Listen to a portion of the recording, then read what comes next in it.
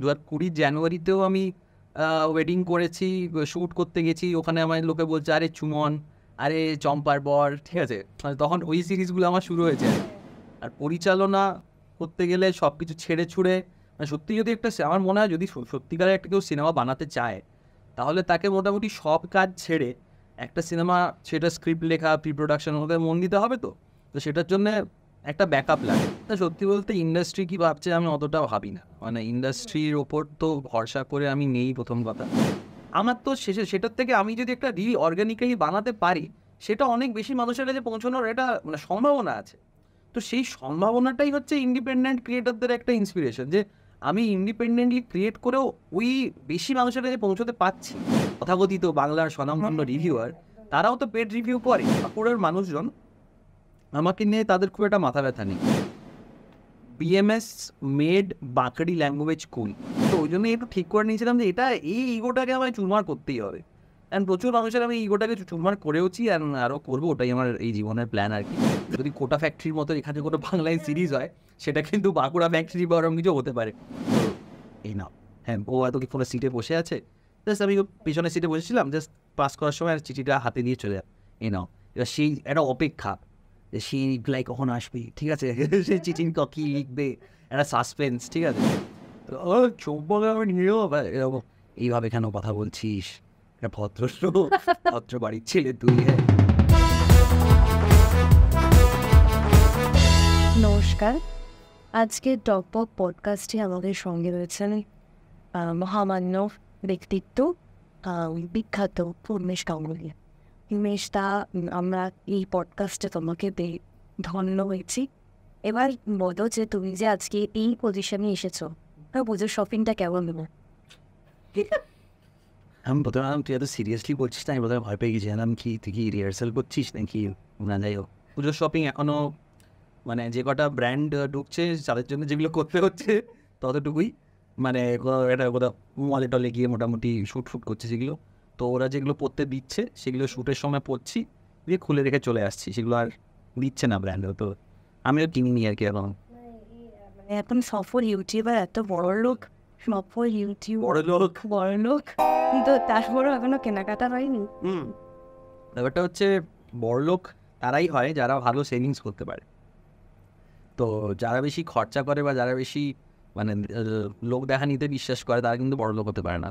মানে তুই দেখবি মার্ক জুকারবার্গ বা যখন স্টিভ জবস বেঁচে ছিলেন দেখবি মানে ওদের যে জামা প্যান্ট খুবই সিম্পল। ইভেন ওরা কিন্তু একটা জামা, একই ধরনের জামা রোজ পরে। মার্ক জুকারবার্গ রোজই এক ধরনের টি শার্ট পরে, মানে ওর কোনো মানে স্ত্রীর কোনো ইয়ে নেই, কাকু নেই যে স্ত্রী করবে, মানে ওইখানেও টাকা বাঁচায়। তো ওই জন্য ওরা, তুমি এরমভাবে টাকা বাঁচাচ্ছ? আমি যদিও এই সব মানে আমরা বাঙালি, তো আমার একটু চেহারাটা একটু ইয়ের জন্যেই একটু কী বলে একটা শার্ট পরতে হয় বা কিছু পরতে হয়।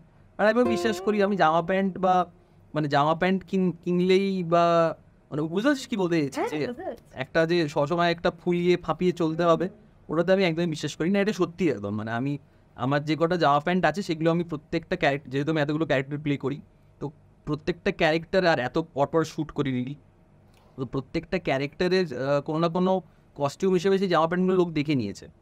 ইনফ্যাক্ট আমাদের একটা টুকাইয়ের জামাটা তোরাই আমাকে দিয়েছিলি, একটা ওই যে জামাটা ওই যে শ্যুটে হয়েছিল, তো ওই একটা টি শার্ট আমি এখনও টুকাই হিসেবে ইউজ করি।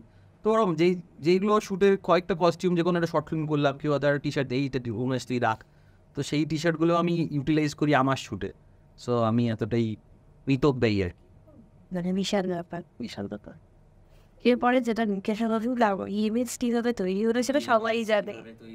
এবার বিএমএস যদি তৈরি না হতো তখন কি মানে কি প্ল্যান ছিল? আমি বিএমএস তৈরি না হলে কি আর ওয়েডিং ফটোগ্রাফার, ওয়েডিং সিনেমাটোগ্রাফি, হ্যাঁ একদমই।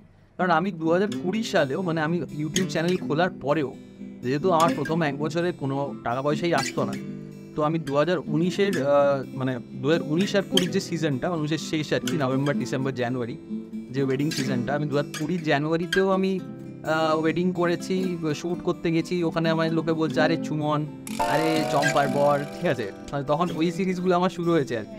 তো তখন মোটামুটি আমার হয়তো 50-60 সাবস্ক্রাইবার, কিন্তু সেরকম টাকা পয়সা আসতো না। তো তখন যে ওয়েডিংগুলো করতে যেতাম তখন আমাকে ওখানে অনেকে অনেকে না, মানে 1-2 জন আর কি চিনতে পারতো, আরে তুমি তুমি এখানে তুমি ইয়ে করো না, ওই চুমন করো না তুমি। চুমন করি, কিন্তু আমাকে তো সার্ভাইভ তো করতে হবে, তাই জন্য আমি ওয়েডিংও করি, ওয়েডিং শ্যুটও করি। পরিচালক হওয়ার ইচ্ছে তো তোমার প্রথম থেকেই, সেই পরিচালকটা ওটা তো আরো হতো না। কলেজ লাইফের যে ছবিগুলো।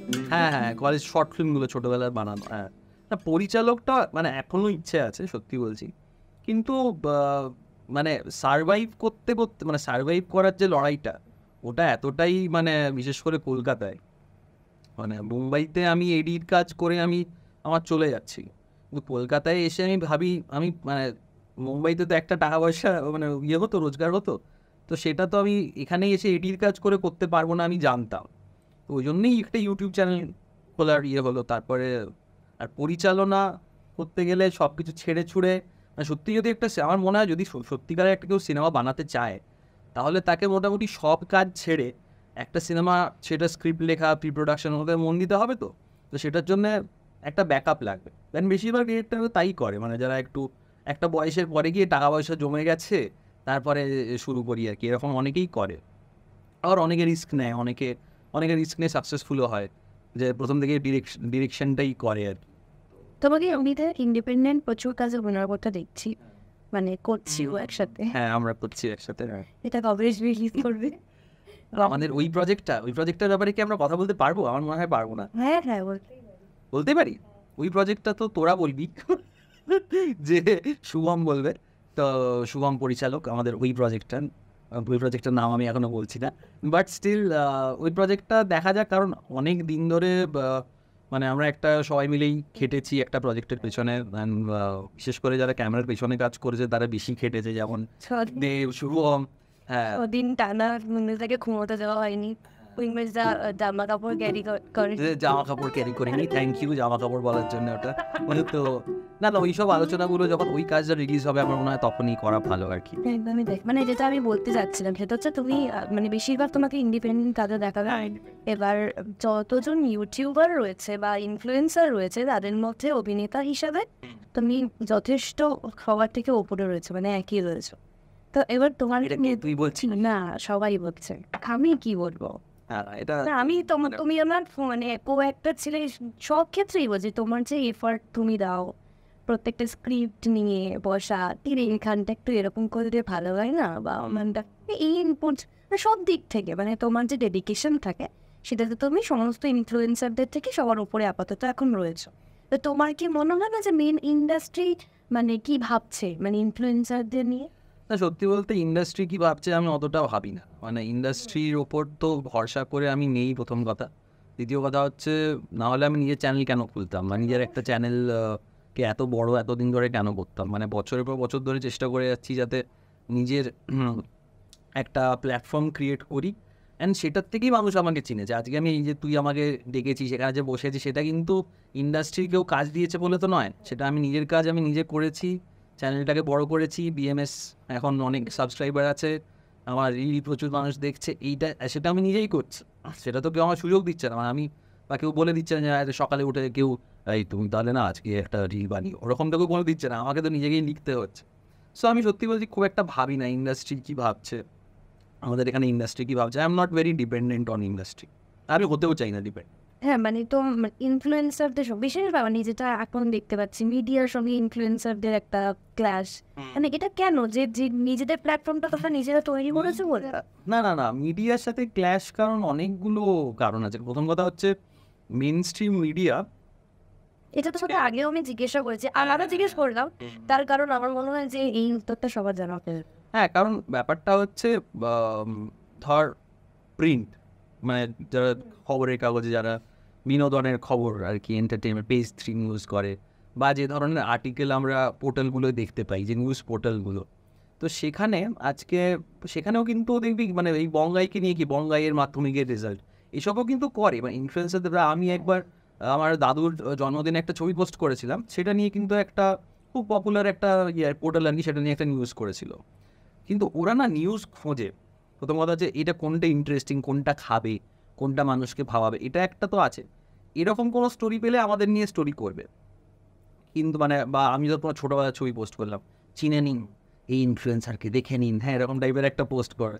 কিন্তু এছাড়া আমরা যে কাজ করছি, আমরা যে ধরনের মানে ধর আমি একটা যে শর্ট ফিল্ম করলাম, এই যে যেটা রিলিজ হলো নাগরিক 2, তো সেটা নিয়ে তো কেউ কিছু কোনো মিডিয়া তো কথা বলবে না।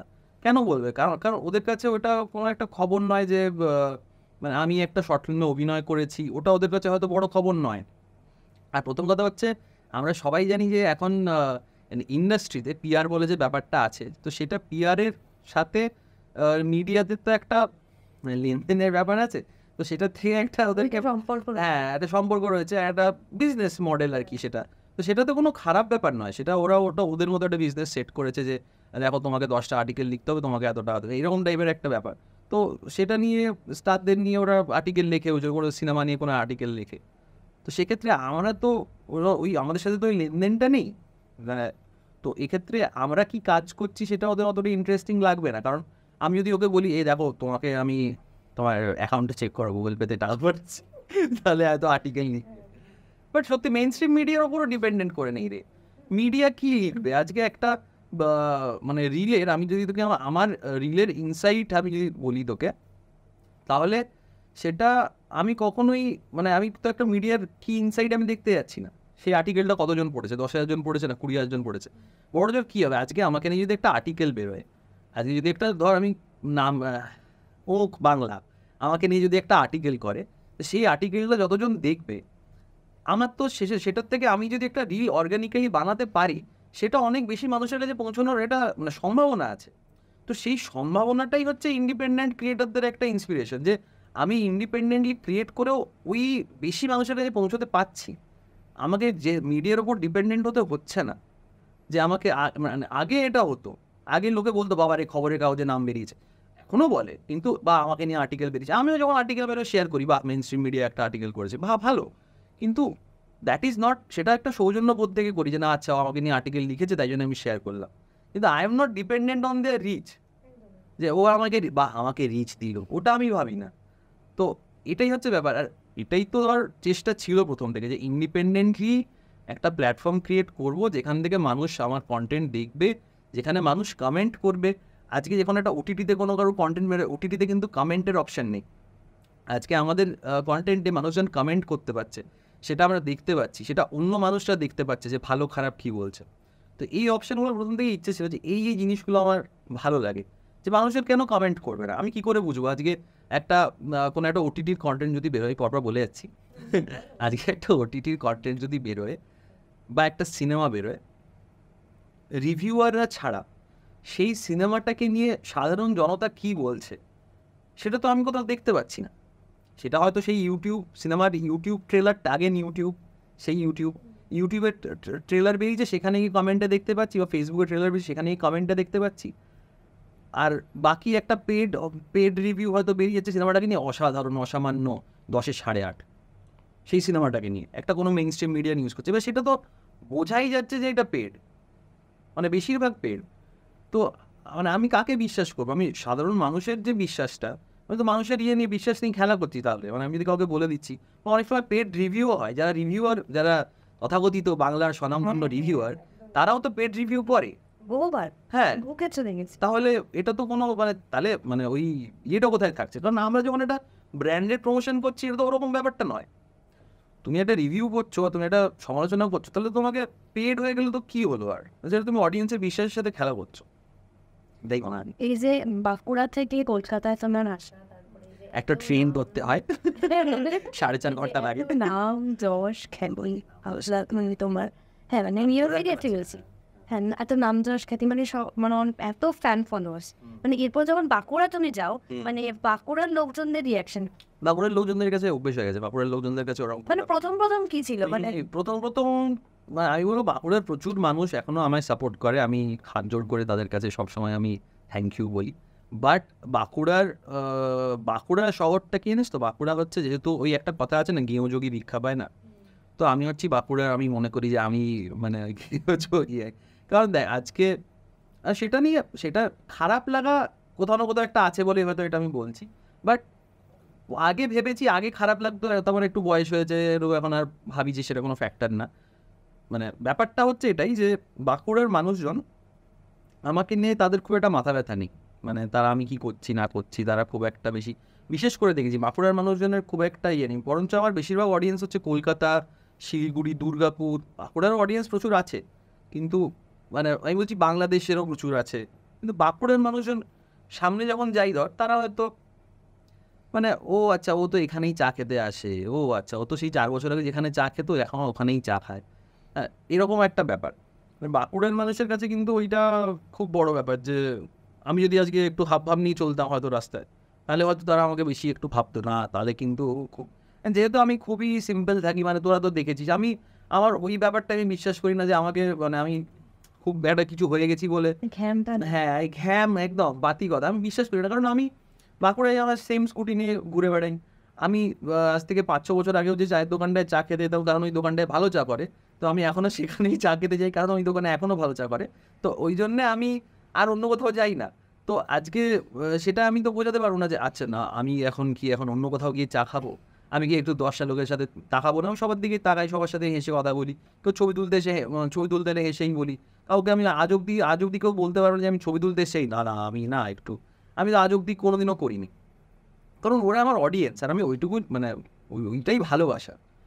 তো আজকে সেটা বাঁকুড়ার মানুষের কাছে না ওটা হচ্ছে দেখে নিয়েছে, তো মানে এই অনেকবার আচ্ছা এ তো আসবে কটার লোক দুটো তিন লোক সেলফি তুলবে, তো এখানেই চা খেতে আসে, এখানেই তো ঘুরে বেড়ায় বাঁকুড়া এরিয়া, এই আর কি করেন। তোমার আগে কখনো কেউ নিজের মানে সংস্কৃতি যেটা মানে হারিয়ে যাচ্ছে, বাংলা সংস্কৃতি মানে প্রত্যেকটা একটা ফোক কালচার রয়েছে, সেটা তুমি যেভাবে বাঁকুড়াকে রিপ্রেজেন্ট করেছো সেরকম তো কেউ এর আগে তার শহর বা তার গ্রাম বা তার এলাকাকে সেভাবে রিপ্রেজেন্ট করেনি। মানে প্রত্যেকটা জায়গা মানে এই যে তোমার কন্টেন্ট স্টোরি, হ্যাঁ তোমার প্রত্যেকটা পোস্ট, তোমার প্রত্যেকটা ভাষা, হ্যাঁ মানে প্রত্যেকটা জিনিস যেভাবে মানুষের কাছে উঠে এসেছে, এটাকে কোনো লোকাল পুরুলিয়া রয়েছে, নদিয়া রয়েছে, মানে প্রত্যেকটা আলাদা আলাদা একটা ভাষা রয়েছে, একটা সংস্কৃতি রয়েছে, সেটা এখনো অব্দি বাঁকুড়া যারা কিন্তু কেউ রিপ্রেজেন্ট করেনি। তো সেই ক্ষেত্রে দাঁড়িয়ে মানে সেই দিক থেকেও কোনো রকম কোনো রেসপন্স তুমি বাঁকুড়া থেকে পাওনি? না পেয়েছি, শুরুর দিকে অনেকেই অনেক কিছু বলতো, দেখ বাঁকুড়ার আমি একদমই বলবো না যে বাঁকুড়ার মানুষ আমাকে ভালোবাসে না, বাঁকুড়ার মানুষ প্রচুর মানুষ আমাকে ভালোবাসে, কিন্তু মানে ওই একটা হয় না একটা কিছু মানুষ থাকে তাদের জন্য আর কি ব্যাপারটা একটু খারাপ লাগে কয়েকটা জিনিস, বাট স্টিল আমি বলবো আমি আগে এটা খুব একটা বলতাম না প্রাউডলি, বাট আমি এখন প্রাউডলি বলতে পারি যে BMS made Bankri language school, Bankri ভাষাটাকে কিন্তু বিএমএস স্কুল বানিয়েছে। বাঁকড়ি ভাষায় এর আগে 2020 সালের আগে আমি কলকাতার কোনো মানুষকে দেখিনি যে এই চ বড়ি খাবি এরম, এই যে বাঁকড়ি ভাষায় ওরা কিন্তু বাঁকড়ি ভাষাটাকে না আগে একটা মানে মাইনার মানে একটা ছোটো করে দেখতো বাঁকড়ি ভাষাটাকে, আর এটা একটা হিউজ জিওগ্রাফিক্যাল ডিসক্রিমিনেশন বলবো না কী বলবো জানি না, এটা একটা আছে কলকাতার মানুষদের জেলার মানুষদের প্রতি, যে যেহেতু আমরা জেলার তো আমরা হচ্ছি কিছু জানি না, আমরা মানে কী বলবো আমরা গ্রামের, আমরা সারাদিন আর কি যেটাকে পাতি কথায় ওরা ভাবে যে গেঁয়ো ভূত বা জানি না, আজকে কলকাতার মানুষদের কাছে এখনও মানে প্রচুর মানে এরকম কলকাতার মানুষ আছে যারা মফস্বলের মানুষদেরকে মানে গেঁয়ো ভূত ভাবে অ্যান্ড বলে যে না ওদের তো এইটা ওরা জানে না, জানিস তো আমরা এগিয়ে আছি, এই একটা ফিলিং নিয়ে তারা বাঁচতে ভালোবাসে। তো আমি এটাকে কোথাও না কোথাও ছোটোবেলায় ঠিক মানে যেহেতু ওই জন্যই বাঁকুড়া নিউজ আর কি, তো ওই জন্যই একটু ঠিক করে নিয়েছিলাম যে এটা এই ইগোটাকে আমায় চুরমার করতেই হবে, অ্যান্ড প্রচুর মানুষের আমি ইগোটাকে চুরমার করেওছি অ্যান্ড আরও করবো, ওটাই আমার এই জীবনের প্ল্যান আর কি। তো এই জীবনে তো আমি এটাই করবো, প্রচুর কলকাতার মানুষের ইগো চুরমার করবো। তা মানে ব্যাপারটা হচ্ছে বাঁকড়ি ভাষা নিয়ে কথা হচ্ছিল। বাঁকড়ি ভাষাটা হচ্ছে এমন একটা ভাষা যেটা আগে মানুষ ছোট করতো, এবার যদুবাবু একটা ক্যারেক্টার এলো, প্যাঁড়া একটা ক্যারেক্টার এলো, এরা একটা কমেডি দেখতে ভাল লাগছে, সেখানে একটা সিরিজ যেখানে বাংলাও বলছে আর বাঁকড়িও বলছে, আন্ডারলাইন যেটা হচ্ছে আমি যদি বাঁকড়ি বলছি আমি এমন একজনকে বলছি যে বাংলা বলে, সে কিন্তু বুঝতে পারছে, আবার উল্টো দিক থেকে সে এটা রিপ্লাই দিচ্ছে, তো এই জন্য কি হচ্ছে সেই ব্যাপারটা নর্মালাইজ হয়ে যাচ্ছে যে বাঁকড়িটা মানুষজন বুঝতে পারছে, মানে আমার ভিডিওতে ওটাই রিপ্রেজেন্ট হচ্ছে যে প্যাঁড়া যেভাবে কথা বলছে বা যদুবাবু যেভাবে কথা বলছে সেটা একজন যে বাংলা ভাষায় কথা বলে সেও বুঝতে পারছে, তো ওই জন্য মানুষজনের কাছে ওটা পোট্রে হলো যে আচ্ছা এই এটা তো এটা বলছে, অনেকগুলো মানে এস্টাবলিশ হলো, বাঁকুড়ার প্রচুর জায়গা এস্টাবলিশ হলো, বাঁকুড়ার প্রচুর খাওয়া দাওয়া এস্টাবলিশ হলো, বাঁকুড়ার অনেক মানে কি বলবো, মানে কালচারটা বাঁকুড়ার সেইগুলো রিপ্রেজেন্ট হলো, যেমন এই বা কি বলবো মুড়ি বা ইয়ে বা চপ, এই ব্যাপারগুলো, এগুলোকে আগে খুব স্টিরিওটাইপ করে দেখা হতো আমার মনে হয়, মানে খুবই বাঁকুড়ার মানুষ। আমার মানে কলেজে যখন পড়তাম তখন কত লোক আমাকে বলেছে, ও বাঁকুড়া দুপুরে পোস্ত ভাত খেয়ে করবি, তাই তো? আরে বাবা, বাঁকুড়া মানে কি পোস্ত ভাত? বাঁকুড়া মানে কি শুধু একটা গ্রাম? এইসব নানা রকম ব্যাপার, এটা মানে বলতে যখন শুরু করেছি মাঝখানে পরপর আমার মনে হচ্ছে আমি যে বছর এই মাধ্যমিক উচ্চ মাধ্যমিক দিয়েছিলাম পরপর বাঁকুড়া থেকেই মানে যত ফার্স্ট বয় সেকেন্ড বয় সব বাঁকুড়া বেরোন। আমার মা ওনাদের বাঁকুড়া থেকেই সব ফার্স্ট বয় খুঁজলো। বাঁকুড়া, তুই জানিস বাঁকুড়াকে নিয়ে বাঁকুড়া হচ্ছে অ্যাকচুয়ালি মানে যদি কোটা ফ্যাক্টরির মতো এখানে কোনো বাংলায় সিরিজ হয়, সেটা কিন্তু বাঁকুড়া ফ্যাক্টরি বা ওরকম কিছু হতে পারে। কারণ বাঁকুড়ায় একটা প্রচণ্ড পড়াশুনোর কালচার রয়েছে, প্রচণ্ড সিরিয়াসভাবে, মানে এটা আমার খুবই প্রাউড লাগে, প্রাউড ফিল করি। কারণ আমি যেই বছর মাধ্যমিক দিয়েছি, সেই বছর মাধ্যমিক থেকে আমাদের স্কুল থেকে, আমার ব্যাচ থেকে ফার্স্ট হয়েছিল মাধ্যমিকে all over West Bengal, and সেটা আমার একজন বন্ধু আর কি। পরপর মানে বাঁকুড়ার ওই সারা মানে ওই চারপাশ থেকে মানে পরপর মানে সবাই তখন মাধ্যমিকে এরকম নাম্বার মাধ্যমিক, উচ্চ মাধ্যমিক, মেডিকেল, আইআইটি, ইঞ্জিনিয়ারিং, সব বিষয়ে বাঁকুড়া কিন্তু মানে পড়াশোনার দিক থেকে অনেক এগিয়ে। এটা আমার মনে হয় যেহেতু বাঁকুড়ায় না প্রচুর ভালো ভালো টিচার্স রয়েছে, অ্যান্ড মানে যদুবাবুর মতো টিচার্স রয়েছে, যারা না ওই একটা মানে স্ট্রিক্টনেস প্লাস ভালোবাসা, একটা অদ্ভুত একটা মিক্স রয়েছে বেশিরভাগ টিচারের ওখানে। যে মানে তোকে একদম, তোকে সিনেমা দেখতে গেলে যদি দেখে নেই তুই সিনেমা দেখতে যাচ্ছিস, তোকে বকবেও আবার রাস্তায় সবার সামনে, আবার তোকে কোনো একটা ফেস্টিভ্যাল বা সরস্বতী পুজো তোকে একদম ভালো করে ডেকে খাওয়াবে, মিষ্টি খাওয়াবে, বা কোনো একটা কিছু হলো, আচ্ছা আজকে বিশ্বকর্মা পুজো, তাহলে তার আগের দিন হয়তো খাওয়াবে, খাওয়াতে ভালোবাসে, মারতে ভালোবাসে, বকতে ভালোবাসে, এরকম একটা মানে। আর প্রথম কথা পড়াশুনোটা নিয়ে খুবই সিরিয়াস তারা আর কি, না পড়াশুনো করলে তারা খুবই কথা শোনায়। এবার তুমি যেদিনকে প্রথম পোস্ট করেছিলে যে যার মানে যার থেকে তুমি ইন্সপায়ার্ড হয়ে যদুবাবু করেছিলে, সেই দিনকে আমি সব থেকে মানে মানুষের রেসপন্স দেখেছিলাম কমেন্টে। একদমই কোথাও কি সেই রকম শিক্ষক তারা হারিয়ে ফেলছে, মানে আমাদের কলকাতায় নেই বললেই চলে, এখন সবটাই ব্যবসা হয়ে গেছে। হ্যাঁ, এটা তো হয়েইছে। কলকাতার মানে আমি তো কলকাতায় কলেজটা শুধু পড়াশুনো করেছি, ওই জন্য বলতে পারবো না মানে টিউশনের কীরকম সিন বা টিচার্সরা স্কুলে কীরকম কী এখন ব্যাপার স্যাপার রয়েছে। এটারও একটা প্রচুর বড় পলিটিক্স রয়েছে, এই প্রাইভেটাইজেশন, মানে এডুকেশনের প্রাইভেটাইজেশন। আজকে দেখ না, সরকারি স্কুলগুলো উঠে যাচ্ছে, সরকারি স্কুলে নিয়োগ হচ্ছে না, আমরা দেখতে পাচ্ছি যে যারা চাকরি প্রার্থীরা রাস্তায় বসে অনশন করছে যে আমাদের চাকরি নিয়োগ হচ্ছে না কেন। এবার এটা তো একটা প্ল্যান, এটা তো উপরে যারা বসেছে তাদের প্ল্যান, যে আমি আবার পলিটিক্সে ঢুকে যাচ্ছি, বাট এটা তো প্ল্যান যে সরকারি স্কুলগুলো তুলে দেব। কি করে তুলব? ঘুষ নিয়ে কিছু ভুলভাল লোকজনদের টিচার হিসেবে নিয়োগ করব, তা যারা জীবনে পড়াশুনো করেনি তাদের কাছে টাকা আছে তাই তারা মানে টিচার হয়ে যেতে পারছে। তো ন্যাচারালি একটা টাইমের পর গিয়ে স্টুডেন্টরাও বুঝতে পারবে, স্টুডেন্টের বাড়ির লোকও বুঝতে পারবে যে এই স্কুলে ভালো পড়াশোনা হয় না, এবার তার যারা পড়াচ্ছে তারা তো ভালো পড়তে পারছে না, এইদিকে নিয়োগ করবো না। ইংলিশটাকে বেশি উপেক্ষা করা, যেটা আমাদের পশ্চিমবঙ্গে বেশি জোর দেওয়া হয়, ইংলিশে কথা বলতে পারলি মানে ভীষণ শিক্ষিত। এখন ইংলিশটা অতটাও ইয়ে না, বাট আমি বলবো যে সরকারি যারা মানে ধর আজকে একটা আমার দাদা পড়াশুনো করেছে সরকারি স্কুলে, 50 টাকা পার ইয়ার ইয়েছে সরকারি, হ্যাঁ, মানে যেটাকে বেতন বলে সেটা 50 টাকা ছিল। হ্যাঁ, তো এখন তো ওই স্কুল, এখন আজকে একটা সব প্রাইভেট স্কুলের একটা কোনো বাচ্চাদের কত মানে পার মান্থই বোধ হয় 20,000 টাকা না 25,000 টাকা তোর ইয়ে ফিস, স্কুল ফিস, টিউশন ফিস। তো প্ল্যানটা তো ওটাই যে সরকারি স্কুলগুলো বন্ধ করে দেবো, তারপর প্রাইভেটগুলোকে বড় স্কুলের মধ্যে বাস্কেটবল গ্রাউন্ড, মল, রিক্সা, শপিং মল, সব স্কুলের মধ্যে সবই আছে। হ্যাঁ, এরপরটা যে আরেকবার আমি অন্য আলোচনায় ফিরে আসছি যে ইনফ্লুয়েন্সারদের মধ্যে, মানে যেহেতু তুমি বললে যে বাঁকুড়ার কালচার, শিক্ষা, সংস্কৃতি, সেটা তোমাকে দেখলে বোঝা যায় যে বাকিদের থেকে কোথাও গিয়ে তুমি একটু সবার থেকে আলাদা। উন্মেষ গাঙ্গুলি মানে এই অভিনেতা ব্যাপারটা কিন্তু সবার মধ্যে থাকে না, বা তোমার মধ্যে যে সোবারনেসটা রয়েছে সেটা সবার নেই, সেই ক্ষেত্রে তুমি অনেকটা এগিয়ে রয়েছো। এছাড়াও যে বিষয়টা মানে আমিও নোটিস করেছি, সোবারনেস মানে কি দিয়ে আগে আমার মানে তুমি সোবার, মানে বাকিরা কি সোবার নয়? না, অনেক সময় তুই এখানে কিন্তু এরা ভুলভাল হবে, যারা আমি কোনো মিটে যাবো তারা বলে বাহ উন্মেশ দা তোমাকে সোবার বললো, আমাদের কিন্তু বলেনি, তুমি কিছু বললে না তো তখন, তুই আমাকে সোবার বলছিস মানে তুই কি বাকিদের কি মানে না, বাকিদের অপমান, চ্যাংড়া বলছিস? হ্যাঁ চ্যাংরামও রয়েছে, মানে তার সেটা বিশেষত তার জন্যই তাকে ভালো লাগে, মানে মানে তোমাকে যেটার জন্য ভালো লাগে হ্যাঁ বা মানুষের বা তাকে তার ওটার জন্যই তাকে হ্যাঁ হ্যাঁ, ওই চ্যাংড়াবোর জন্যই অন্য একটা ওই সে হ্যাঁ, মানে তার ইমেজ আর কি। ইমেজ বা যার বিশেষত্ব সেটা। তো এই যে মানে ধরো তুমি মানে যেটা বলতে চাইছিলাম মানে করছি হ্যাঁ, না এই যে আমি সোবার আর বাকিরা চ্যাংড়া। ভুলে গেলাম, না যেটা বলছিলাম যে আমিও তো মানে এখন পড়তে অভিনয় করছি, আমি চারপাশ দেখছি যখন রাস্তায় মানে শুটের সূত্রেই যাই, তখন একটা অভিনেতাকে অনেকগুলো গাছ করেছে, হাম্বারি ভাব কিন্তু ঘুরে দেখছেও না, হ্যাঁ চেনা চেনা লাগছে, হ্যাঁ একবার জাস্ট দেখে বেরিয়ে শুট হচ্ছে তো দেখে বেরিয়ে গেলাম।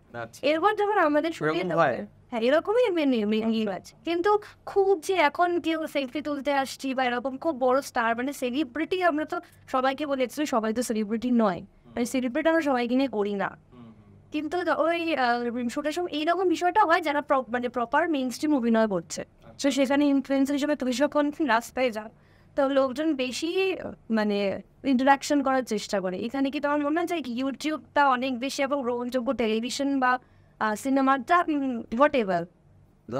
টেলিভিশনটা বলবো না, টেলিভিশনটা এখনো খুবই গ্রহণযোগ্য, মানে টেলিভিশনে এখন মানে প্রচুর মানুষ দেখে, প্রচুর মানুষ সন্ধ্যাবেলা টিভি ছাড়া থাকতে পারে না, সিরিয়াল ছাড়া। হ্যাঁ এখন কিন্তু কেবল আস্তে আস্তে উঠে যাচ্ছে, হ্যাঁ কেবলে কোথায় ওটিটি ও মানে সিরিয়ালস এখন ওটিটিতে চলছে, বাট সিরিয়ালই দেখছে, মানে সেই সিরিয়াল কন্টেন্টটা তো ওটাই থাকছে। তো যাই হোক আমি যে বিষয়টা হ্যাঁ, তো এবার না আমি বলবো না যে ইউটিউবটা বেশি গ্রহণযোগ্য, আমি বলবো যেমন ধর যখন ধর একটা সময় তো ছিল যখন প্রথমে শুধু সিনেমা ছিল, শুধু বড় পর্দা ছিল, তারপরে টেকনোলজি এগোলো, একটা টিভি বলে বস্তু ক্রিয়েট হলো, এবার টিভির থেকে কন্টেন্ট টিভিতে এলো, টিভিতেও আচ্ছা টেলিভিশন স্টার ক্রিয়েট হলো। আগে শুধু ছিল যখন কোনো সময়, তখন আগের সময় বলছি টিভি তো ছিল না, তখন সিনেমার স্টাররা ছিল সেলিব্রিটি, এবার টিভি স্টাররা হলো সেলিব্রিটি, এবার ইউটিউবে আস্তে আস্তে টেকনোলজি গ্রো করলো, ইউটিউব বলে একটা জিনিস হলো, তো ইউটিউবে এখন যারা হচ্ছে কন্টেন্ট ক্রিয়েটার যারা পপুলার তারা কিছু হচ্ছে সেলিব্রিটি। তো এবার হচ্ছে এটা হচ্ছে পুরোটাই টেকনোলজির মানে কি বলবো অ্যাডভান্সমেন্ট আর কি, মানে টেকনোলজি যত এগিয়েছে মানুষ তত বিভিন্ন প্ল্যাটফর্ম বিভিন্ন একটা মিডিয়ামে কোনো কন্টেন্ট দেখা শুরু করেছে, অ্যান্ড সেই কন্টেন্টগুলো যত পপুলার হয়েছে তত মানুষ এরকম মানে সেলিব্রিটিদের মানুষই ক্রিয়েট করেছে, কারণ মানুষই কন্টেন্টটা দেখেছে। তো এরকম মানে আমি বলবো না যে ইউটিউবের বেশি বা মানে ইউটিউবের গ্রহণযোগ্যতা বেশি বা টিভির কম, এরকম বলবো না, সিনেমার গ্রহণযোগ্যতা কিন্তু এখনও সব থেকে বেশি, কিন্তু এখন মানুষ দেখছে না ওটা একটা আলাদা ব্যাপার, কিন্তু গ্রহণযোগ্যতা কিন্তু রয়েছে, কারণ মানে বাংলা সিনেমার যদি কথা বলি, বাংলা সিনেমা হয়তো চলছে না কিন্তু বাংলায় কিন্তু সিনেমা চলছে, যেটা বলিউড চলছে, ওপেনহাইমার চলছে, বলছি না বলিউড আর মানে কেউ এলো কেউ আমি বাংলার কথাই বলছি, হিন্দি হ্যাঁ বাংলায় আছে, এটা আছে। হ্যাঁ আমি এটা জানলাম তোর কাছে, আমি খুব একটা জানতাম না যে এটা বল না। তুই অভিনয় করিস তো মানে অনেকগুলো জায়গায়, তাই হয়তো আমি তো দেখেছি মানে তোমার সঙ্গে মানে যে কত মানে যতগুলো দেখেছি বা আমাদের ভাগ্যলক্ষ্মীর শুতে যা হয়েছে, যে যেভাবে মানুষজন মানে এক্সাইটেড যখন তুমি পোস্ট করো বা যখন তুমি রাস্তায় নেমে শ্যুট করেছো বা যেটুকু যা হচ্ছে, কিন্তু এখন কিন্তু সেই রকম মানে অনেক কাজ করেছে, একটা হাম্বনে ক্যাম্প আছে, হ্যাঁ এরকম লোকজনকে দেখে কিন্তু অনেকের কথাই বলছি, সেনারা পাত্তা দেয় না লোকজন, মানে সেক্ষেত্রে আমার মনে হয় যে মানুষজন অনেক বেশি ইনফ্লুয়েন্সারদের, আমি একটা উদাহরণ দিচ্ছি, তো যে আজিকরের যে ঘটনাটা ঘটলো, যখন মেইন স্ট্রিম অভিনেতারা যাদেরকে আমরা তাদের থেকে এতদিন ইনফ্লুয়েন্সড হতো সবাই, তারা যখন রাস্তায় নামছে বা জানি মানে কয়েকজন বাদ রেখে বলছে যারা রাস্তায় নামছে তাদেরকে দেখে লোকজন খেপে যাচ্ছে, মানে অদ্ভুত রিয়াক্ট করছে, কিন্তু যখন উন্মেষ গাঙ্গুলি রাস্তায় নামলো বা যখন বঙ্গাই রাস্তায় নামলো বা এরা জিলাম গুপ্তা রাস্তায় নামলো, এরা যখন নামলো অনেক বেশি মানুষ মানে হ্যাপি যে তাদেরকে দেখতে পেয়ে যে মানে তারা এগিয়ে নিয়ে যাচ্ছে, মানে তোমাদেরকে অনেক বেশি গ্রহণ করছে, মানে তোমাদের যে বা তোমাদের যে আওয়াজ সেটা মানুষের কাছে অনেক বেশি গ্রহণযোগ্য। সেটা তো একটা রিজন আছে, সেটা রিজনটা হচ্ছে আমরা কোনো পলিটিক্যাল পার্টিকে কোনোদিনও তৈলমর্দন করিনি, অ্যান্ড ওই জন্যেই অ্যান্ড এখন এত বেশি ভিজিবল হয়ে গেছে সোশ্যাল মিডিয়ার জন্য বা টিভিতে, মানুষ তো সারাক্ষণ দেখছে যে অমুক স্টার তমুক স্টার সারাক্ষণ কোনো একটা পলিটিক্যাল পার্টির অনুষ্ঠানে গিয়ে বসে আছে, হাত নাড়াচ্ছে বা কোনো র্যালিতে হাঁটছে সেই পলিটিক্যাল পার্টির, বা তারা হয়তো সেই পলিটিক্যাল পার্টির সঙ্গে কাজ করে, তো বা কোনো তারা সিনেমা করছে বা টেলিভিশনে অ্যাক্টিং করছে, তো তাদেরকে ন্যাচারালি, অ্যান্ড তারা সেই পলিটিক্যাল পার্টিটাই সরকার চালাচ্ছে, তো ন্যাচারালি তারা যখন, আর এখন তো পুরো ফাইটটাই হচ্ছে এগেনস্ট সরকারের যে মানে কী বলবো দুর্নীতিগুলো আছে সেগুলোর এগেনস্টেই মানুষ কথা বলছে। তো সেক্ষেত্রে যারা এখন সেই সরকারের সাথে এতদিন ধরে কাজ করে এসছে, সব অনুষ্ঠানে গিয়ে মুখ দেখিয়েছে, তো তারা যখন এসে এখন প্রোটেস্টে মুখ দেখাচ্ছে, ন্যাচারালি মানুষ তো এগেনস্টে কথা বলবেই, মানে মানুষ তো বোকা নয়। একদমই। তো সেখানে তোমাদের আমি যে মানে রেসপন্স আমি দেখেছিলাম, মানে তোমরা যখন মানে মিছিলে হাঁটছো, মানে ইনফ্লুয়েন্সারদের মানে সবার কথাই বলছি, তোমরা যখন মিছিলে হাঁটছো সেখানে মানুষের আবেগ থেকে শুরু করে মানে সবটাই মনে হচ্ছে যে না পাশে কাউকে সত্যিকার রেখে গেছি, এরকম একটা বিষয় হয়েছে। হ্যাঁ, আমারও মনে হয়েছিল আর কি, আমি যে কটা মিছিলে গেছি, আমি সত্যি বলছি অনেকে এসে থ্যাংক ইউ বলেছে, আমি বলেছি যে থ্যাংক ইউ বলার তো কিছু নেই, এটা ইনফ্লুয়েন্সার বলে আমি তো মাঠে মানে বা মিছিলে নামছি না, আমি তো এটা এমন একটা ঘটনা ঘটেছে যেটা মানে পুরো আমাদের মানে নাগরিক সমাজ সেটা প্রত্যেকটা মানুষকেই নাড়িয়ে দিয়েছে। আর সেখানে আলাদা করে আমি ইনফ্লুয়েন্সার বলে আমি মানে নামলাম মিছিলে, সেটা না যে আমার একটা ইমেজ আছে সেটাকে আমাকে আরও এখন মানে আরও ফাঁপাতে হবে, সেটার জন্য তো নামিনি। আমি নিয়েছি যে আমি একটা সাধারণ মানুষ, আমার রাজ্যে, আমার শহরে মানে কলকাতা শহরে এত কাছাকাছি এমন একটা জায়গায় একটা ঘটনা ঘটেছে, আর আমি একটা মানুষ যার একটা মানে চেতনা আছে, তো আমাকে এটা নাড়িয়েছে, আমার এটা ঘটনাটা ভাবিয়েছে যে না এটা কেন হলো, না এটা ঠিক হয়নি। তো এটা আমার বলার, এটা আমার বেসিক রাইট, মানে আমি এটা এগেনস্টে আমি কথা বলতে পারবো না, আমার ফ্রিডম অফ স্পিচ আছে। তো সেইটা আমার যেটা যতটুকু ফ্রিডম অফ স্পিচ সেটা ব্যবহার আমি জানি যেটা আমার কতটা করতে হবে, তো সেই সব ততটুকুই করেছি আর কি, মানে আলাদা করে তো এবার আমি জানি যে আমার একটা মিডিয়াম আছে, আমার এই ফলোয়ার আছে বা এতগুলো মানুষ আমার কন্টেন্ট দেখে, সেখানেও করতে আমি মোটামুটি 4-5টা কন্টেন্ট আমি বানিয়েছি এটার এগেনস্টে কথা বলার জন্য, 4-5টা কন্টেন্ট। তোমার কাছে কোনো কলটা আসেনি? প্রচুর কল এসছে।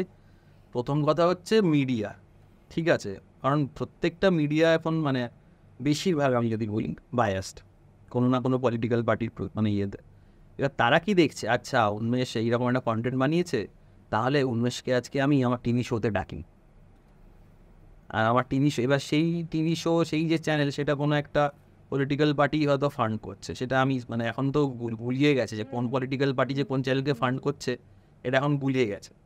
তো আমি একদমই অ্যাভয়েড করেছি আর কি, আমি একটা আননোন নম্বরের ফোনও তুলিনি এই সময়। আমার সময় যদি পুলিশ ফোন করে থাকে তাও আমি তুলিনি আর কি, আমি ট্রু কলারে চেক করে দেখেছি লালবাজার নয় তো, না ঠিক আছে, পরে আননোন নাম্বার তুলছি না, হঠাৎ করে চেক করে দেখছি পরে আর কি ট্রু কলারে, না পাটুলি থানা নয় তো, না নয়, তাহলে ঠিকই আছে। বেশিরভাগ আমি চেক করে দেখতাম হচ্ছে অমুক মিডিয়া হাউস আর কি, মানে কোনো না কোনো একটা আর্টিকেলে এসো, আর্টিকেলে কথা বলো বা আমাদের শোয়ের জন্য একটা কিছু বক্তব্য এখানে রেখে যাও। এটাতে কী হবে, এটাতে হচ্ছে ওদের যেটা এজেন্ডা। প্রথম কথা মিডিয়ার আমার এক্সপিরিয়েন্স খুব বাজে।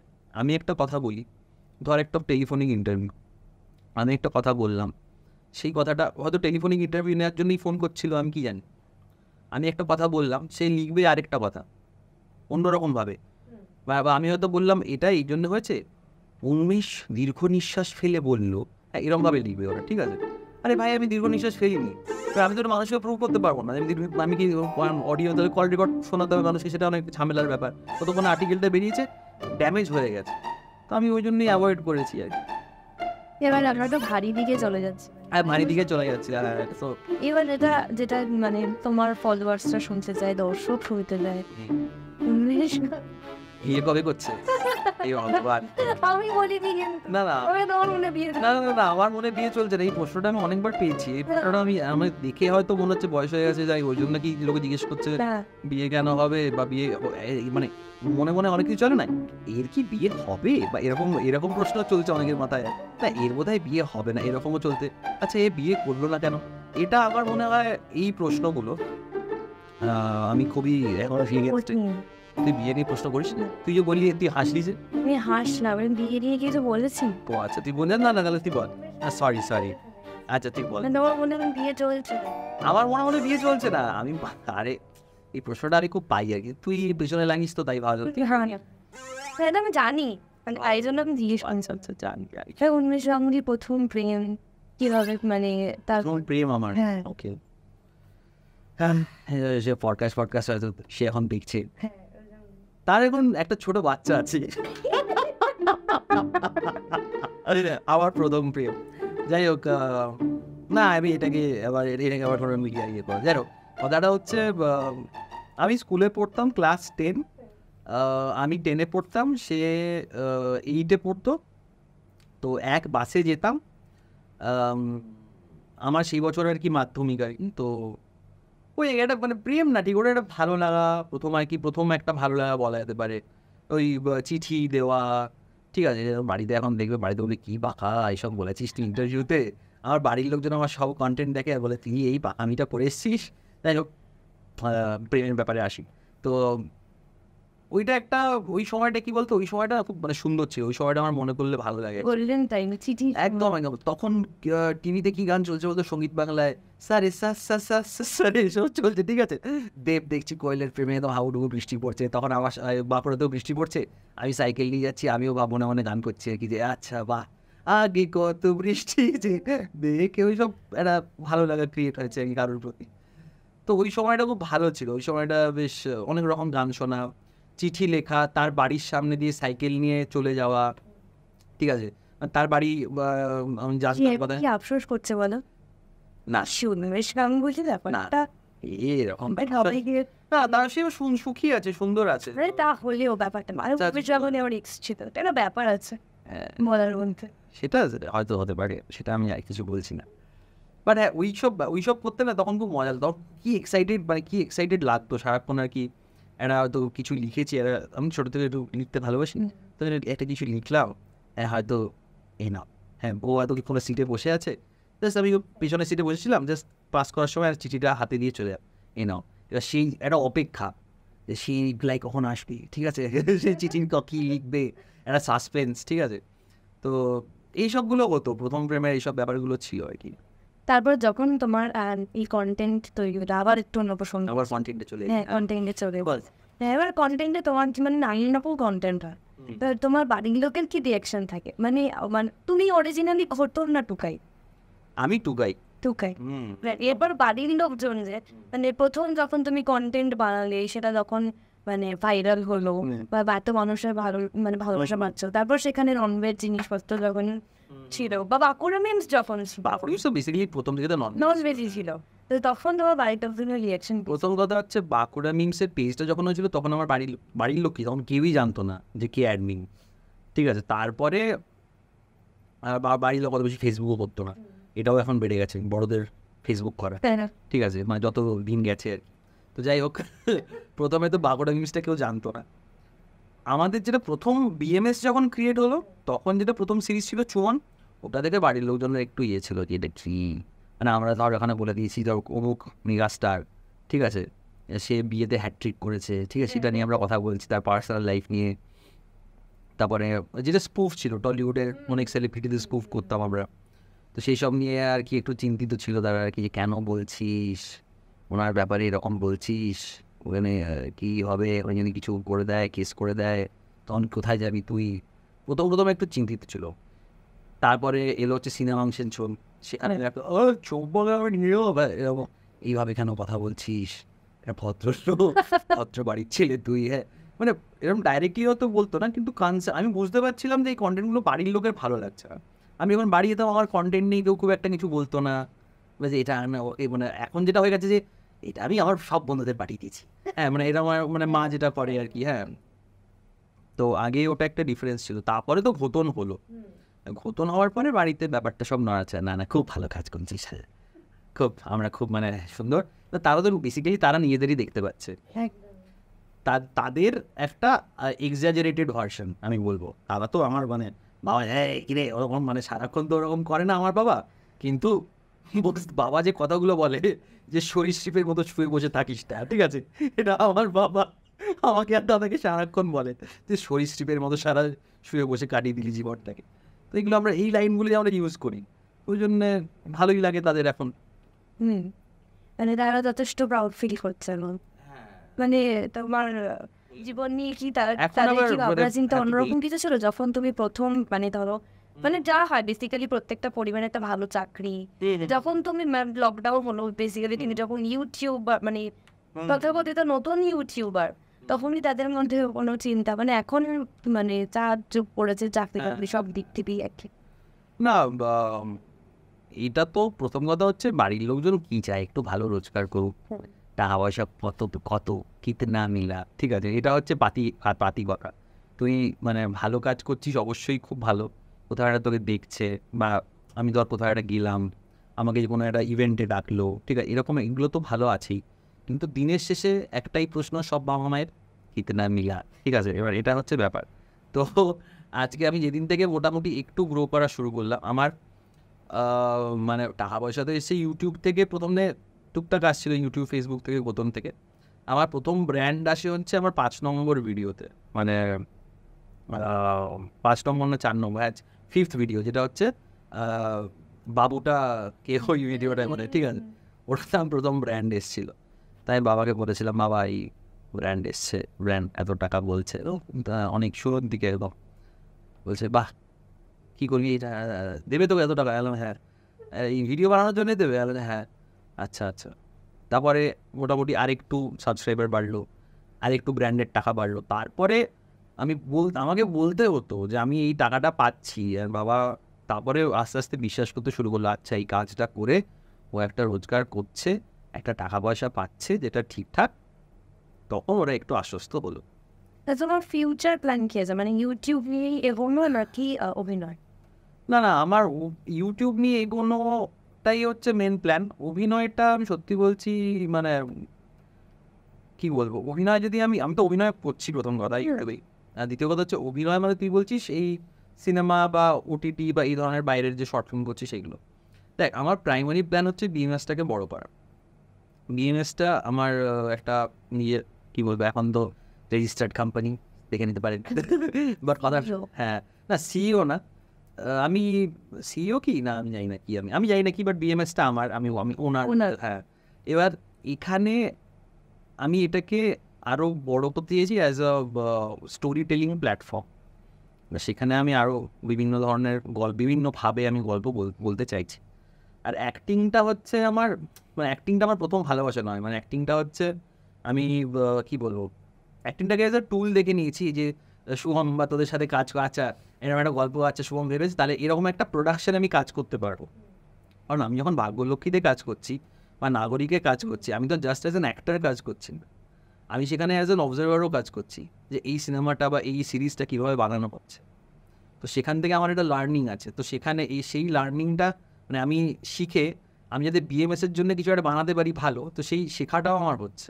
হ্যাঁ, তোমার তো পর কাজ ছিল, মানে লোকে এত কাজ থাকে না, মানে আমি পর 2 বছর ধরে রেখেছি, এটা তো ব্যাক টু ব্যাক কাজ, মানে তুই আগের বছরের কথা বলছিস বোধহয়। হ্যাঁ, এই সময়টাতেই পরপর এলো মালতী মাসি, নাগরিক, আর এলো একটা কি নেহরু স্পিচ এসেছিল, ওই সময়টা এসেছিল, সমস্ত প্যান্ডেলে বাজছে মানুষ জিনিস, আর মানে বুক স্টেপ পুরো অবস্থ, হ্যাঁ ছেড়ে গেল মানে সব।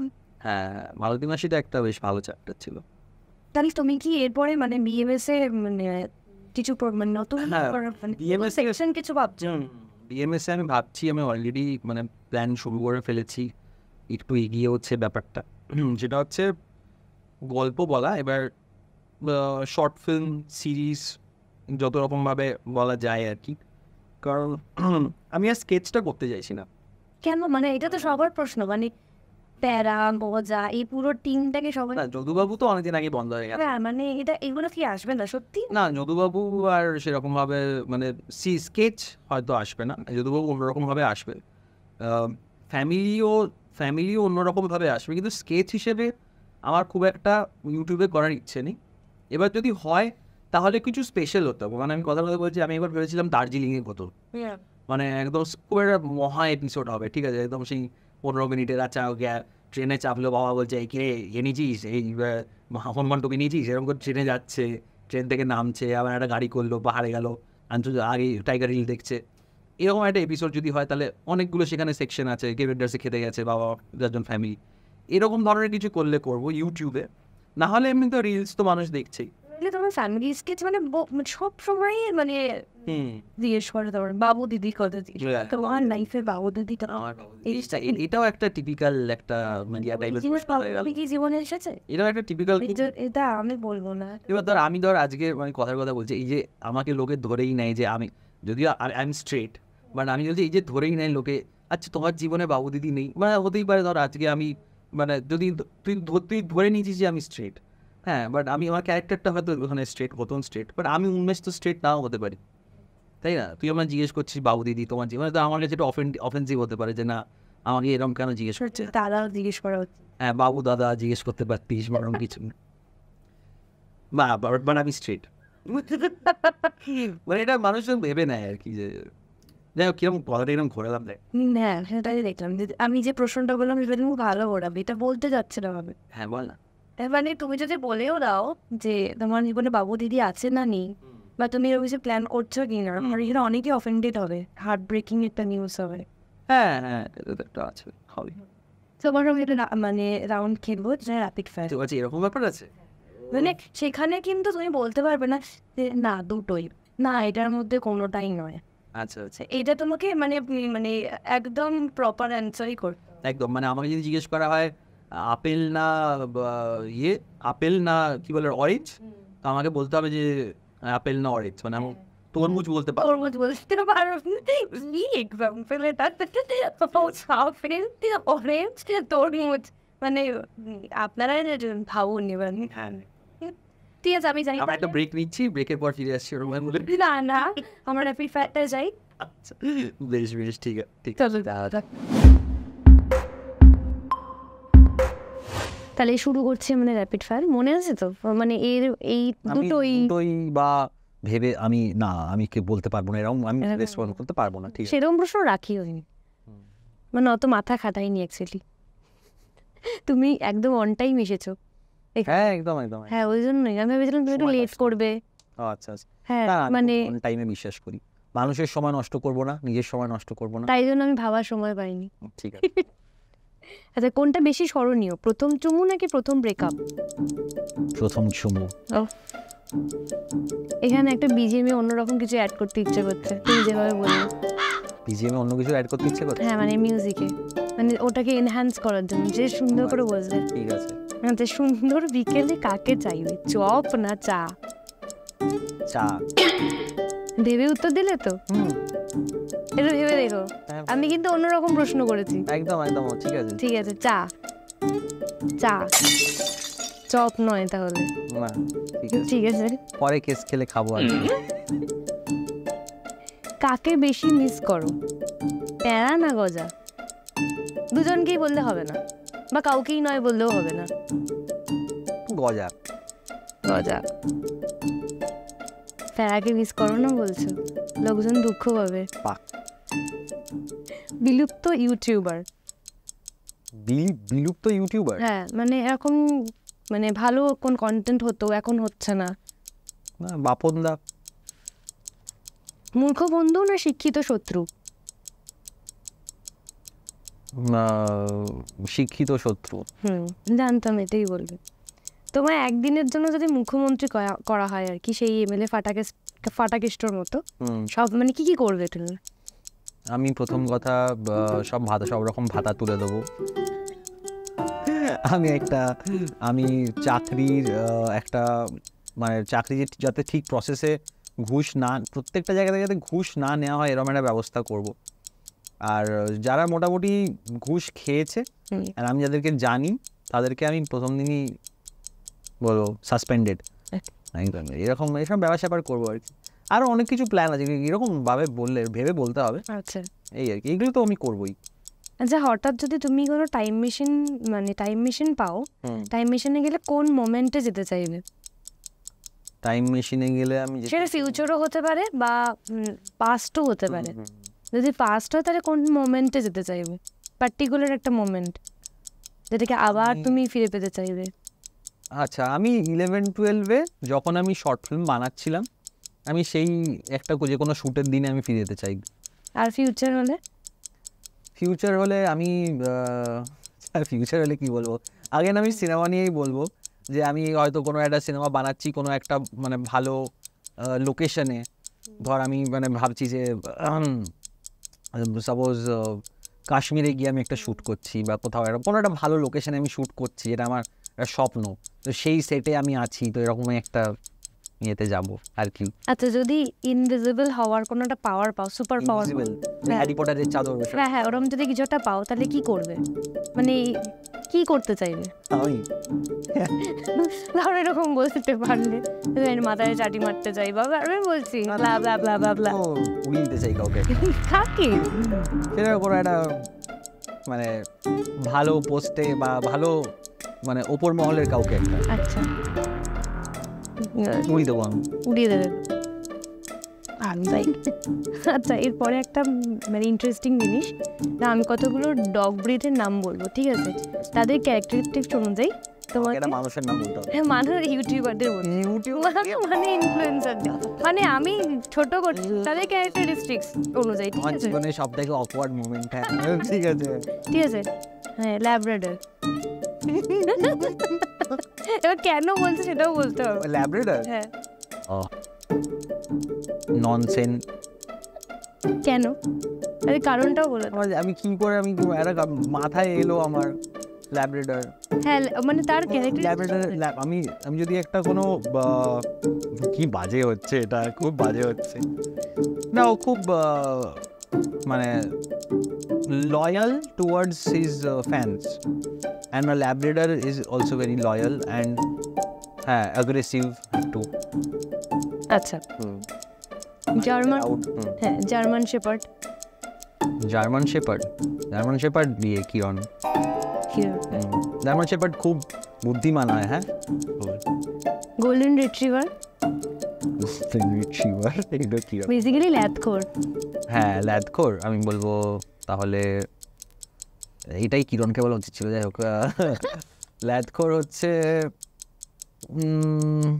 বাপনদাকে আমি বলতে পারি, বাপনদা যেহেতু অনেকদিন পরপর গান দেয়, আমি বাপনদার খুব বড় ফ্যান। বাট হ্যাঁ, আচ্ছা চিহুয়াহুয়া, মানে দেখতে ছোট চেঁচাই বেশি, মানে দেখতে ছোট হম্বি তম্বি বেশি, চেঁচাই বেশি, মানে খেকি টাইপের। এরকম বলার পরে আমি যদি একজনের নাম বলি, তুই বললি খেকি টাইপের, তারপর যদি আমি কারোর নাম বলি, কি বাজে শোনাবো। আমি ইচ্ছে করে বললাম, বলো না বলো। প্রেরণা, প্রেরণা চিহুয়াহুয়া কস্টলি? হ্যাঁ অবশ্যই অবশ্যই। না আমার এরকম ভাবে কোনো ব্যাপার নেই, আমি খুবই মানে গালাগালি খেতে চলেছি এরপর, বাট আমি কি বলবো, আমাকে বলতে বলা হয়েছে আমি বলছি। আচ্ছা পাড়িয়া, মানে রাস্তার কুকুর। ও রাস্তার, হ্যাঁ রোডেশিয়ান, পচা বস্তির ছেলে, মানে ওর রাস্তার ছেলে, ওরকম টাইপেরই ব্যাপার একটা। আচ্ছা এবার হচ্ছে এটা শুনলাম, মানে সবাই আমাকে ক্ষমা করে দেবেন সবাই, যাদের নাম নিলাম, প্লিজ আমায় ক্ষমা করে দেবেন। আর এই জায়গাটা যদি উড়িয়ে দেয়, আমি এই জায়গাটা পরে রেকর্ড করে ছাড়বো আবার, মানে এডিট করে। সরি, তুমি ফুটেজ পেলে তো? আমার তো ফুটেজের দরকার নেই, এমনি হাই। হ্যাঁ এই এপিসোডটা মানে ভাইরাল হবে, মানে এই সেকশনটা, মানে এটা আমরা চেষ্টা করবো যাতে সবার কাছে পৌঁছে যায়, মানে প্রত্যেকটা নামের কাছে কাছে পৌঁছে যায়। অবশ্যই অবশ্যই। আচ্ছা এরপরে আমরা যেটা আসি, এটা একটা মজার রাউন্ড গেল। এরপর যেটা নিয়ে তোমার সঙ্গে কথা হয়নি, বাট বলবো, মানে তুমি যে মানে বেশ অনেক দিনই হয়ে গেল অভিনয় করছো, মানে ভালো ভালো, যেমন নেহেরু স্পিচ হয়েছে, তারপরে অনেকগুলো কাজই হয়েছে। সেখানে নেহেরু স্পিচে তোমাকে একটা অন্যরকম ক্যারেক্টারে দেখা গেছে, সিরিয়াস, মানে উন্মেষ গাঙ্গুলি প্রথম যে ইমেজটা ভাঙলো নেহেরু স্পিচে, তো সেখানে কাজ করার এক্সপিরিয়েন্স কীরকম? নেহেরু স্পিচ আমার কাছে খুবই মানে লার্নিং এক্সপিরিয়েন্স, খুবই ভালো লাগে। প্রণয়দা অনেক রকমভাবে চেষ্টা করেছে আমাকে অভিনয় করানোর। আমার অভিনয় মানে প্রথম কথা হচ্ছে, একটা ডায়লগ যখনই আমি পেতাম, মানে ধর একটা চাঙ্ক আছে, সেটা আমি চেষ্টা করতাম যত তাড়াতাড়ি স্পিডের মধ্যে শেষ করা যায়, কারণ আমি ওইভাবে অভিনয় করে অভ্যস্ত, স্কেচ বানিয়ে বানিয়ে। তো প্রণয়দা প্রথমে ওটা ব্রেক করলো। দ্বিতীয় কথা হচ্ছে, আমার যেহেতু আমার এই অবধি শট আসে স্কেচে, তো আমার এই হাতগুলো নিয়ে, আর যেহেতু আমি প্রচণ্ড হাত নাড়ি, সেটাতে নর্মাল মানুষ কথা বলার সময় তো এত হাত নাড়ে না, মানে এটা সিনেমার যে অভিনয়। তো আমার এই যে হাত নাড়াটাকে থামালো প্রণয়দা, হাতগুলোকে নিয়ে আমি কি করবো এখন আমি বুঝতে পারি। এটা এখনো অনেক বড় বড় অভিনেতাদের, মানে আমি যত ওয়ার্কশপ করেছি সবাই বলে যে বড় বড় অভিনেতাদেরও হয় যে এই হাত দুটো নিয়ে কি করব। হ্যাঁ এক্স্যাক্টলি। তো আগেন আমারও ওটা ছিল ওই প্রবলেম, আমার না এখনও একটু হলেও কাটিয়ে উঠতে পেরেছি। তো প্রণয়দা ওই জিনিসগুলো আমাকে 3 দিন ধরে ওয়ার্কশপ করিয়ে করিয়ে এক একটা সিন প্রায় আমরা 100 বার থেকে 200 বার রিহার্সাল করেছি ওই 3 দিনের মধ্যে শুটে যাওয়ার আগে। অ্যান্ড ওইটা একটা বিশাল আমার কাছে লার্নিং এক্সপিরিয়েন্স আর কি নেহরু স্পিচের। তো ওটাই নেহরু স্পিচের আমি বলবো ওয়ার্কশপটা আমার কাছে একটা বিশাল শিক্ষার একটা জায়গা আর কি, মানে প্রণয়দার মানে ডিরেকশানে বা আন্ডারে এটা শেখাটা আমার কাছে খুব বড় একটা লার্নিং আর কি। প্রণয়দার কাছে শেখাটা মানে সত্যি একটা মানে বড় অপরচুনিটি। একদম একদম। হ্যাঁ সেটা আমি অপরচুনিটিটাই আর কি যখন পেয়েও ছিলাম অপরচুনিটিটা তখনই ভেবেছিলাম যে এটা আমি মানে এটা তো আমায় করতেই হবে আর কি। তো শিখেওছি অনেক কিছু ভালো। তারপরে মানে অনেকগুলোই কাজ করেছো, তার মধ্যে কিছু মেমোরেবল মোমেন্টস কোন কিসের অনেকগুলোই কাজ করেছো সে মানে তোমার এবার অ্যাক্টিং ক্যারিয়ারের কথাই বলছি আমি। অ্যাক্টিং ক্যারিয়ারের দেখ ওরমভাবে বলতে গেলে আমি তো অ্যাক্টিং ক্যারিয়ার যেটাকে বলে আমি যদি ওরমভাবে ধরি, আমি কিছু শর্ট ফিল্মে অভিনয় করেছি, কিছু মিউজিক ভিডিও অভিনয় করেছি, এগুলোই তো। এইগুলোই তো বলছো তুমি, বাট আমার মনে হয় মানে যেদিকে ট্রেন্ড যাচ্ছে মানে একটা সময় নিশ্চয়ই আসবে, আমার ধারণা আর কি যতটুকু মানে এক্সপিরিয়েন্স হচ্ছে, ইন্ডিপেন্ডেন্ট কাজ কিন্তু এখন মানুষ বেশি অ্যাকসেপ্ট করছে বা দেখবে বেশি। হ্যাঁ সেটা একটা আশা, আমিও যেহেতু ইন্ডিপেন্ডেন্ট কাজ করি আমারও একটা আশা আছে। তো আমিও ইন্ডিপেন্ডেন্টলি যে কাজগুলো করেছি তার মধ্যে ভাগ্যলক্ষ্মীও আছে। এটা জিজ্ঞেস করবো। হ্যাঁ না আমার বলবো আমি ভাগ্যলক্ষ্মীর অ্যাক্টিং যে মানে স্প্যানটা বা যে ধরনের গল্পটা সেটায় যে ধরনের মানে কি বলবো রোলার কোস্টার অফ ইমোশনস যেরকম আছে, তো সেইটা আমার কাছে সব থেকে বেশি একটা চ্যালেঞ্জিং ছিল মানে অ্যাজ অ্যান অ্যাক্টর। কারণ আমাকে অনেকগুলো জায়গা মানে আমাকে ভাবিয়েছে, মানে আমি একটা অমিতাভ বচ্চন, আমি গল্পটা তো বলে দেওয়া যাবে না, বাট আমি বলবো এরকম অনেকগুলো ইমোশন আমি ফিল করেছি যেগুলো আমি কখনো আগে ফিল করিনি। অ্যান্ড সেটা আমি গল্পটার জন্যই অনেস্টলি ফিল করার চেষ্টা করেছি যে আমাকে, কারণ গল্পটা তো ডিমান্ড করছে অ্যান্ড ওই ইমোশনটাই আমার কাছ থেকে আর কি এক্সপেক্ট করা হচ্ছে। তো ভাগ্যলক্ষ্মীটা আমার কাছে খুব চ্যালেঞ্জিং একটা কাজ। আমার সেই দিনটার কথা মনে পড়ছে যে 3 দিন বাকি, মানে আর 16 তারিখ থেকে শ্যুট শুরু, 13 তারিখে আমাকে শুভম ফোন করে বলছে যে উন্মেষদা বলছে হবে না। না এটার জন্য আমি শুভমের কাছে তোদের সবার কাছে খুবই পরে অনেকবার সরি বলেছি। না এই ব্যাপারটা সিরিয়াস দিকে নিয়ে যাচ্ছে কেন? না সিরিয়াস না, খিল্লি করে আমি নিজে আর কি বলছি যে আমি না প্রচণ্ড মানে একটা টেনশনে পড়ে গেছিলাম, কারণ আমি স্ক্রিপ্টটা তার আগেই দেখবি আমার একটা ঘটনের এপিসোড গেছে, মানে যেদিন আমাদের শ্যুট হবার কথা, তো ন্যাচারালি আমি ওই এপিসোডটা নিয়ে একটু ব্যস্ত হয়ে গেছিলাম। আমি স্ক্রিপ্টটা পড়েছি, আমি বেশ কয়েকবার পড়েছি, ওর সাথে তোদের সাথে বসেছিলাম, কিন্তু আমার অনেক জায়গায় ডায়লগস মুখস্থ নেই, অনেক জায়গায় আমি পড়েছি কিন্তু আমি বুঝতে পারছি না এটা কী হবে, এত বড় একটা স্ক্রিপ্ট। আমি ওখানে টেনশনে পড়ে না শুভমকে ফোন, ভাই আমি যদি এটা না করি কি হবে, কিছু হবে? আর ও তখন অলরেডি সব প্ল্যান করে ফেলেছে বাকি সবার ডেটস নিয়ে নিয়ে, বলছে কী বলছো উন্মেষদা এরকম করলে কী করে হবে? তারপরে অনেক কিছু বলে করে আমি বলবো শুভম খুবই ঠান্ডা মাথায় আমাকে বুঝিয়েছিল যে তুমি পারবে, ভালো হবে। তো তারপরে আমি বললাম ঠিক আছে, মানে ওর যখন একটা ভরসা আছে আমার প্রতি, তো আমারও আস্তে আস্তে ভরসাটা এলো আর কি। তারপরে বলো, তারপর আর কি মনে পড়ছে বলো। আর তো আর অনেক কিছুই মনে পড়ছে, কিন্তু সবকিছু কি এখন বলা যাবে? আমার মনে হয় সিনেমাটা যখন বেরোবে, একদমই তাই, সিরিজটা বা যাই হোক ওটা, তবে আন্ডার অনেকটা শেষের দিকে আমরা একদম অবশ্যই যা বলা করালি এরপরে আর কিছু বলার বাকি নেই মনে হয়। যা বলেছি আমি, খারাপ লাগছে। এটা কি মাঝখানে ঢোকানো যাবে যে কিছু মনে করবেন না, এটা একটা আড্ডা? আমি চলছে, তুমি বলো। হ্যাঁ মানে যাদেরকে আমি ওই র্যাপিড ফায়ারে যা বলেছি, তো এটা নিয়ে কিছু খারাপ লাগার কোনো ব্যাপার নেই, মানে এটা একটা মজার ছলেই বলা। তো একটা প্রশ্ন করেছে স্বরলিপি, সেটা আমি উত্তর দিয়েছি, এরকমভাবেই ব্যাপারটা দেখুন আর কি, এটাকে সিরিয়াসলি নেবেন না, মানে রং চড়াবেন না। হ্যাঁ মানে জাস্ট ফর ফান। যাই হোক, আর থ্যাংক ইউ টকবকে আসার জন্য, থ্যাংক ইউ আমাকে ইনভাইট করার জন্য।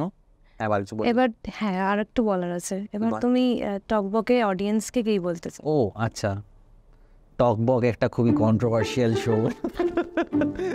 টকবকে এসে আমি অনেক কিছু বলে ফেলেছি যেগুলো আমি জীবনে কখনো বলিনি। টকবকে এসে মাইক খারাপ হয়ে গেছে, তাই জন্য ব্যাকআপ হ্যাঁ, একটা ব্যাকআপ রাখতে হয়েছে। ব্যাকআপ, আমরা ইন্ডিপেন্ডেন্ট যারা কাজ করি তারা সবসময় একটা ব্যাকআপে বিশ্বাস করি। আমাদের সামনে একটা কিছু আছে, কিন্তু আমাদের পেছনেও আরেকটা কিছু থাকতে হবে। তো নো পান ইন্টেন্ডেড, বাট কথাটা এবার হচ্ছে, হ্যাঁ টকবক, এই চ্যানেলটার নাম হলো টকবক। হ্যাঁ, টকবক পডকাস্ট সবার মনে, সবার মনের, সবার শরীরের রক্ত টকবক করে চাড়িয়ে, মানে কি বলবো জানি না, চাড়া দিয়ে উঠবে বা কি বলবো ওটাকে। হ্যাঁ, যেরকম ধরনের প্রশ্ন হচ্ছে টকবকে, মানে পডকাস্টে, আমার মনে হচ্ছে যে মানুষের রক্ত টকবক করে উঠবে। তো আপনারা টকবক দেখুন, টকবক সাবস্ক্রাইব করুন, আর স্বরলিপিকে ফলো করুন, কারণ স্বরলিপির মাথায় এই প্রশ্নগুলো এসছে। তো এই জন্যে আপনারা চ্যানেলটায় আপনারা কমেন্ট করুন যে কোন প্রশ্নগুলো আপনাদের সব থেকে ভালো লেগেছে, তো বা কোন উত্তরগুলো সব থেকে ভালো লেগেছে। আর কি এটা। Thank you. তুমি যে এত ভালো ভালো কথাগুলো বলেছো, মানে যেগুলো একটু মানে দারুণ স্পাইসি কথাবার্তা বলেছো, হ্যাঁ, তার জন্য তোমার জন্য একটা গিফট আছে। ইয়েস, আমি এটার জন্যই এসেছিলাম যে আজকে আমি আসবো। আমি আগের এপিসোডে তো দিয়েছিস। হ্যাঁ, আমি জানতাম এটা আমি পাবো, তাই জন্য আমি এসেছি আজকে পডকাস্টে। এটা সব থেকে খারাপ ছিল, এটা তোমার জন্য টকবক পডকাস্টের তরফ থেকে। তুমি খুলে দেখতেও পারো। আমি খুলে দেখতে পারি? হ্যাঁ, এইটা প্রথম হবে এপিসোডে। এটাতে একটা কফি মাগ আছে। হ্যাঁ, এটা খুলে দেখতেই পারো। সেটা আমি খুলে দেখতেই পারি। ওকে, বাহ, সুন্দর। আমার এই যে আমি চা কফি খেতে ভালোবাসি, তোরা যে জানিস। বাহ, এটা টকবকের একটা, এটা আর খুলছি না, বাড়ি গিয়েই খুলবো। পডকাস্টের একটা দেখা যাচ্ছে তো? হ্যাঁ, ঠিক আছে। মানে এগুলো মানে দেখাতে হবে, ডিজাইনার একটু স্যাটিসফাইড হবে। না, আরে বাবা, তুমি সবসময় একটা, না এটা সত্যি খুব সুন্দর। না সুন্দর লাগলেও বলতে পারো। পেছনে হচ্ছে প্রফেসর শঙ্কু। না সুন্দর লাগলেও দেখা বলতে পারো। না সুন্দর, আমি কি এখন সবকিছু। আচ্ছা, আজকে আমরা চলে এসেছি টকবকে পাওয়া গিফটের আনবক্সিং। এখানে আরো অনেক কিছু আছে। এটা কি কৈলাসী কেলেঙ্কারি? ও বাহ, কি বলে, কি কোস্টার। সুন্দর কোস্টার। এটাতে আমি সুন্দর জিনিস রাখবো, যেমন কফি মাগ, অন্য কিছু রাখবো না, অন্য কোনো গ্লাস রাখবো না। ব্যাস, এবার ঠিক আছে, এটা সবাই বুঝতে পারছে। এটা পেন রয়েছে, যেটা আমি লিখতে ভালোবাসি, হ্যান্ডমেড ডায়েরি। হ্যাঁ, এবার তুমি কন্টেন্ট লেখো, তাই জন্য কন্টেন্ট লেখার জন্য। হ্যাঁ, অবশ্যই। থ্যাংক ইউ সো মাচ টকবক, আমাকে ইনভাইট করার জন্য, আমাকে এত ভালো ভালো প্রশ্ন করার জন্য। আমি চাইবো আপনারা আরও বেশি করে এই চ্যানেলটা দেখুন, আর আরও বেশি ছড়িয়ে দিন মানুষের মাঝে। তোমরা যারা এপিসোডটা পুরোটা দেখেছো তারা অবশ্যই আমাদের মেসেজ করো, কমেন্ট করো। তোমাদের যাদের মেসেজ আমার সব থেকে ভালো লাগবে তাদের মেসেজ কিন্তু আমি পড়ে শোনাবো, তাই স্টে টিউনড।